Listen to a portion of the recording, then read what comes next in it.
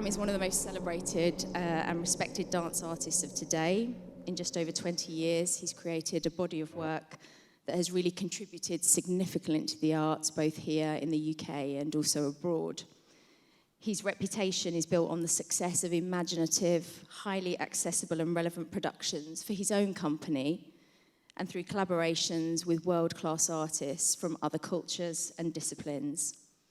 And here at English National Ballet, we're privileged enough to have had a really long-standing relationship with Akram. He first created the work Dust for us in 2014 as part of the Lest We Forget programme, and then took on 𝗕𝗓𝗡𝗔𝗍 Giselle here in 2016, and then finally with Creature, some of you may have caught that for us, which premiered a year later than it should have in April 2021. So Aaron, I'm going to come to you first as ENB's artistic director.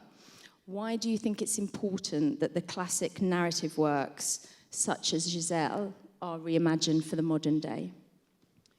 Well, I think in general, we all love a story. Everyone relates to a story. And as much as the vision for ENB is embracing tradition, preserving the classical repertoire we have, it's also about forging innovation and not refreshing, but completely reimagining a narrative. And I think that's what you've seen tonight is, a new commission of music, following more or less the store, but completely reinventing this classic. And I think it's very important to keep these works alive today and keep them current as well. We can still celebrate the classical repertoire that we have, but we're also looking forward to what resonates with our audiences today as well. And this is an extraordinary piece. It's something that I'm so happy to have in our repertoire and really look forward to keeping alive and breathing life into it in the years to come. And Mavin, I'm going to come to you because you've been involved with this production since the very beginning, actually. So can you tell us a little bit about your role and what that entails? So there is the formal title, which is Rehearsal Director. And I guess with that, it entails everything from coaching to rehearsing the company, working with different casts, working with the ballet staff. So those are all the kind of black and white roles, the efficient roles. But I have another role that I think probably is a more important one when I work on Akram's works, which is really to be a conduit for the dancers and for Akram, and eventually kind of facilitate Akram's voice in each of those dances. Because what makes Akram Khan's work, I think, special is actually not the choreography, it's not the production. He himself will say that that's not what it is about. What makes it something special is that everything that cannot be seen or heard suddenly becomes tangible in the space. So it's about the intangible that starts to come alive. And that's a very specific kind of experience. That's why his work is experiential. It's not intellectual at all. It's experiential. And my role really is to facilitate. I think of myself as a shaman, really, to somehow kind of evoke this energy and spirit with the dancers.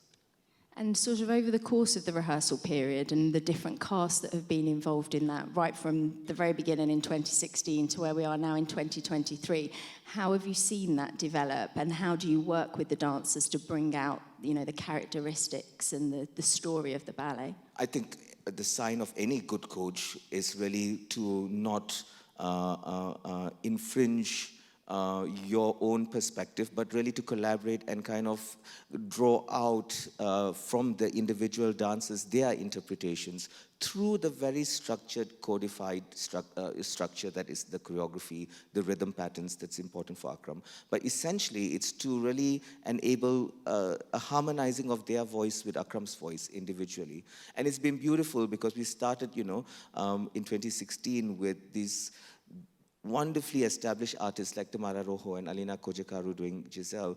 And now, 7 years later, we have, aside from the beautiful artistic depth of Irina and Fernanda, Emily and Henry, who I saw them as in their first season coming into the company and actually doing Giselle as part of the group. That was their first time dancing with the company. And 7 years later, they're going to debut on the principal roles. So that concept of legacy and passing on is so important, I think, definitely for the company and for Akram and for me as well. You've both sort of touched on a little bit there, the legacy of the work and also the new dancers that are coming into the company and how, you know, that's passed on and how important that is, that those voices are shared and heard, and as you say, that it fits into the DNA of the company. Mavin, if I can take you back though to 2016, and I remember interviewing Akram before 𝗕𝗡𝗚𝗟𝗧𝗘𝗗 went on, and he talked very much about this process of creating this work, you know, taking this very traditional narrative ballet, and Akram Khan was going to develop it and change it and make it something different. And I think it's fair to say there were skeptics at the time about what that would turn out like. How did he stay focused during that process? Because it's quite a lot of pressure, I'd imagine. I remember very clearly when a critic asked him, why you? And there was lots of undertones with that why you.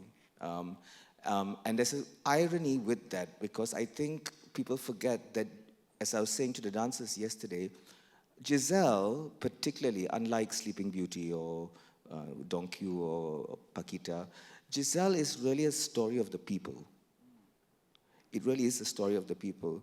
And it really is a story about class, caste, and the other world. And so it's ironic when someone asks that, because really, who better would understand the concept of class, caste, and the other world, but someone who has grown up with the spine of Indian classical dance. So I think Akram was, the beauty with Akram is there's such a grace always, and there is a conviction. If anything else, he has this conviction, which is actually what leads everyone to kind of follow his kind of pathway. So he was very steadfast and clear about what he wanted to say.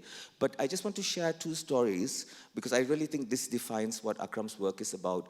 When they were deciding, you know, the entry point for this particular Giselle, and they were, he and Ruth Little, who is his dramaturg that they work very closely, they went to a pub behind Sadler's Wells. It's quite well known to all the dancers. It's called Shakespeare's Head. And they were sat in the pub, and a football match had just taken place. And so there were all these football fans that were celebrating the winning of a team. And at one point, Akram looked up, and he looked behind all these football fans, and he saw the television, and there was an image of the little boy, refugee boy, who had been this thing by the sea with a backpack, right? And that was the image he saw. And the juxtaposition of that image with all this kind of celebratory was really what made him say, this piece has to be about a migrant. And yesterday, I was saying to the dancers, I think really when I talk about the intangible in his work, it is things like where the world is today and the chaos of where the world is. I just watched the news before I came back for the rehearsal. And really, Giselle sits in so many cases, right? And we as artists have such a privilege to come into the space and hold their stories. And I think, if anything, the beauty of this relationship that we have with ENB, with English National Ballet, is that the dancers have taken on the understanding of that responsibility with absolute commitment of the privilege, and therefore having the blessing to be able to share those stories.